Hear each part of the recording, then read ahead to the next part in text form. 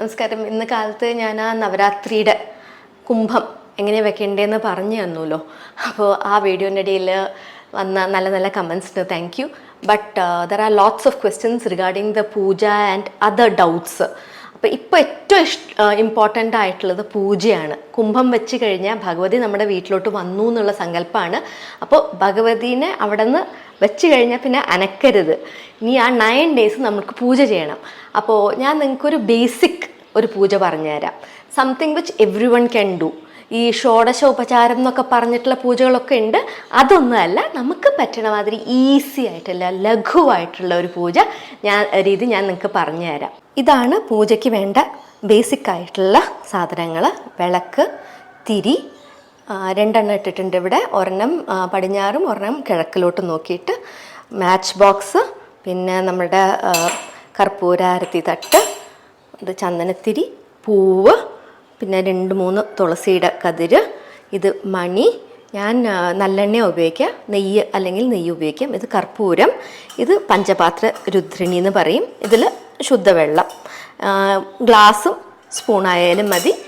മണിയില്ലെങ്കിൽ നമുക്ക് വേറെ ആരെങ്കിലും കൊണ്ട് പ്ലേറ്റിൽ നല്ല സ്പൂൺ കൊണ്ട് ഇങ്ങനെ കൊട്ടിച്ചാലും ഇറ്റ് ഈസ് ഈക്വൽ. ഓക്കെ, ഇത് വന്നിട്ട് നമ്മുടെ ഇന്ന് ഞാൻ നിവേദിക്കും പോണ ഫലം. ഇതാണ് ബേസിക്കായിട്ട് ഒരു പൂജയ്ക്ക് വേണ്ടത്. ഈ പൂജ ചെയ്യാൻ വളരെ എളുപ്പമാണ് കേട്ടോ. സോ വിളക്ക് കത്തിച്ച് നമ്മളുടെ ചന്ദനത്തിരി കത്തിച്ച് വെച്ച് നമ്മൾ വന്നിട്ട് ഗണപതിക്ക് ആദ്യം ഒരു ശ്ലോകം ചൊല്ലി, ഗുരുക്കന്മാർക്ക് ഒരു ശ്ലോകം ചൊല്ലി, സരസ്വതി ദേവിക്ക് ഒരു ശ്ലോകം ചൊല്ലി, ഒരു സെറ്റ് ഫോമാറ്റ്. അത് കഴിഞ്ഞിട്ട് നമുക്ക് ഇഷ്ടമുള്ള ഭഗവാന്മാർക്കുള്ള ശ്ലോകം നമുക്ക് ചൊല്ലാം. അപ്പോൾ അത് കഴിഞ്ഞിട്ട് ഇപ്പോൾ വന്നിട്ട് നവരാത്രി ആയ കാരണം ലളിതാ ത്രിപുരസുന്ദരിക്ക് വേണ്ടിയിട്ട് ഒന്നിലെ ദുർഗ അല്ലെങ്കിൽ ലക്ഷ്മി അല്ലെങ്കിൽ സരസ്വതി ദേവിയായിട്ട് നമുക്ക് ഭഗവതീനെ വിചാരിച്ച് എന്തെങ്കിലും ശ്ലോകം, സർവമംഗളമാംഗല്യം ആയാലും മതി, ചെറുതായിട്ടാണെങ്കിൽ ആ ശ്ലോകം ചൊല്ലാം. അല്ലെങ്കിൽ നിങ്ങൾക്ക് കുറേ സമയമുണ്ടെന്ന് വെച്ചാൽ ലളിതാ സഹസ്രനാമം ചൊല്ലാം.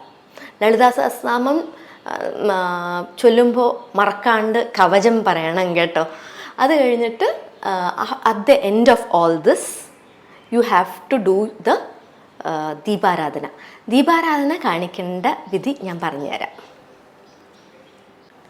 ഇപ്പം നമ്മളുടെ പൂജയൊക്കെ കഴിഞ്ഞു, എല്ലാ അർച്ചനയും കഴിഞ്ഞിട്ട് നമുക്ക് നൈവേദ്യം ചെയ്യാനുള്ള സമയമാവും. എന്ത് നൈവേദ്യമാണ് ഭഗവതിക്ക് കൊടുക്കാൻ ഉദ്ദേശിക്കണേന്ന് വെച്ചാൽ അത് ഭഗവതിയുടെ മുന്നിൽ വെക്കണം. അത് കഴിഞ്ഞിട്ട് നമ്മുടെ ഈ പൂജ പുഷ്പങ്ങളുടെ അടുത്ത് നിന്ന് നമ്മൾ ഒരു തുളസിയുടെ കതിരെടുത്ത് കുറച്ച് വെള്ളം കയ്യിലെടുത്തിട്ട് ഇത് 3 പ്രാവശ്യം ഇങ്ങനെ കറക്കി കഴിഞ്ഞിട്ട്, ഇത് ഫലമല്ലേ എന്ന് വെച്ചാൽ ഫ്രൂട്ട്, ഫലം മഹാനിവേദ്യം നിവേദയാമി എന്ന് പറഞ്ഞിട്ട് ഈ വെള്ളവും ഈ തുളസിയും ആ കുംഭത്തിൻ്റെ അടുത്ത് വയ്ക്കണം. എന്നിട്ട് ഈ ഫലം ഭഗവതിക്ക് നിവേദിക്കുന്ന മാതിരി ഇങ്ങനെ കാണിക്കണം. അതിനുശേഷം ഈ തുളസിയിൽ നിന്ന് ഒരു ഇലയെടുത്ത് നമ്മുടെ ഈ ഫലത്തിൻ്റെ മീതെ വെച്ചിട്ട്, ഇപ്പോൾ ഈ ഫലം ഭഗവതി കഴിച്ചു കഴിഞ്ഞു എന്നാണ് നമ്മുടെ വിശ്വാസം, അത് ഇവിടെ നിന്ന് നമുക്ക് മാറ്റി വയ്ക്കാം. എന്നിട്ട് ആഹാരം കഴിച്ച സ്ഥലമല്ലേ, അപ്പോൾ ഇവിടെ ശുദ്ധീകരിക്കണം. ശുദ്ധീകരിച്ചതിന് ശേഷം നമ്മുടെ കൈയും കൂടി ഒന്ന് വൃത്തിയാക്കിയിട്ട് വേണം നമ്മൾ ദീപാരാധനയ്ക്കുള്ള തട്ടെടുക്കാൻ. കർപ്പൂരം വെച്ച് ഈ കർപ്പൂരം കൊളുത്തി ദീപാരാധന കാണിക്കും. സർവമംഗളമാംഗല്യേ എന്ന് ആ ശ്ലോകമല്ലേ, അത് ചൊല്ലിയിട്ട് നമുക്ക് ദീപാരാധന കാണിക്കാം. ഈ ദീപാരാധന നമ്മൾ കാണിച്ചു കഴിഞ്ഞിട്ട് പറയുന്നൊരു ശ്ലോകമാണ് ആവാഹനം ന ജാനാമി തവാർച്ചനം പൂജാവിധിൻ ന ജാനാമി ക്ഷമസ്വ പരമേശ്വരി. എന്ന് വെച്ചാൽ എനിക്ക് ഭഗവതി നിന്നെ ഇവിടെ വിളിച്ചു വരുത്തി ഇരുത്തി എങ്ങനെ ഉപചാരം ചെയ്യണമെന്ന് അറിയില്ല, ഞാൻ എന്തെങ്കിലും തെറ്റ് ചെയ്തിട്ടുണ്ടെങ്കിൽ അത് നീ പൊറുക്കണം എന്നുള്ള ശ്ലോകമാണ്. അതുകൂടി പറഞ്ഞ് ഭഗവതിയുടെ നമസ്കരിച്ചിട്ട് നമുക്ക് ദീപാരാധന തട്ടീന്ന് ആ ദീപം നമ്മളുടെ കണ്ണിൽ ഒഴിഞ്ഞു കഴിഞ്ഞാൽ നമ്മുടെ പൂജ കഴിഞ്ഞു. എളുപ്പമല്ലേ ചെയ്യാൻ? അപ്പോൾ ഭഗവതിക്ക് ഉള്ള നിവേദ്യം നിങ്ങൾ കറക്റ്റായിട്ട് എടുത്തു വെക്കണം. പിന്നെ മനസ്സറിഞ്ഞ് പ്രാർത്ഥിക്കണം, അത് മാത്രമേ ഉള്ളൂ. ഇതിപ്പോൾ ഞാൻ പറഞ്ഞു തന്നത് വളരെ എളുപ്പമായിട്ടുള്ള ഒരു പൂജയാണ്. There will be other ways of doing this puja also, അത് ഷുവറാണ്. ഇപ്പോൾ ഇത് പറഞ്ഞു തരാൻ കാരണം എന്താണെന്ന് വെച്ചാൽ, ഇപ്പോൾ ഇനി 9 days നിങ്ങളെല്ലാവരും ഭഗവതിയുടെ കുംഭം വയ്ക്കുകയാണെങ്കിൽ ഉറപ്പായിട്ടും പൂജ ചെയ്തിരിക്കണം. ബിക്കോസ് ഭഗവതി നമ്മുടെ വീട്ടിൽ വന്നിരിക്കുന്ന ഇമ്പോർട്ടൻ്റ് ആയിട്ടുള്ള ഗസ്റ്റാണ്.